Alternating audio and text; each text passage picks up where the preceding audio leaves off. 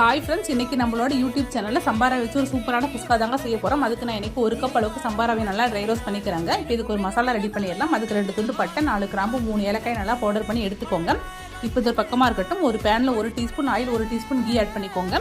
இது கூடவே ஒரு மீடியம் சைஸ் வெங்காயம் ஆட் பண்ணி கொஞ்சமாக உப்பு ஆட் பண்ணி நல்லா வதக்கிக்கோங்க. வெங்காயம் நல்லா வதங்கினதுக்கப்புறம் இது கூட 2 பச்சை மிளகாய், 1 டீஸ்பூன் இஞ்சி பூண்டு பேஸ்ட்டு, 2 டீஸ்பூன் தயிர் ஆட் பண்ணிட்டு நல்லா வதக்கிக்கோங்க. இப்போ இது கூடவே ஒரு மீடியம் சைஸ் தக்காளி ஆட் பண்ணிட்டு அதையும் நல்லா வதக்கிக்கோங்க. தக்காளி நல்லா வதங்கினதுக்கப்புறம் இது கூடவே ஒரு கைப்பிடியில் புதினா, கொத்தமல்லி, நம்ம அரைச்சி எடுத்துக்கிட்ட மசாலா, கொஞ்சமாக மஞ்சள் தூள், தேவையான அளவு உப்பு, கொஞ்சமாக மிளகாய் தூள், தனியாத்தூள் ஆட் பண்ணிட்டு நல்லா வதக்கி எடுத்துக்கோங்க. தக்காளி நல்லா வதங்கினதுக்கப்புறம் தேவையான அளவு தண்ணி ஆட் பண்ணிக்கோங்க. 1 கப் ரவைக்கு 2 கப் தண்ணி ஆட் பண்ணிட்டு தண்ணி நல்லா கொதிச்சதுக்கு அப்புறமா நம்ம வறுத்து எடுத்துக்கிட்ட ரவை ஆட் பண்ணிட்டு அடுப்பு மீடியம் ஃப்ளேமில் வச்சுக்கிட்டு ஒரு 10-15 நிமிஷம் நல்லா வேக வச்சு எடுத்துக்கோங்க.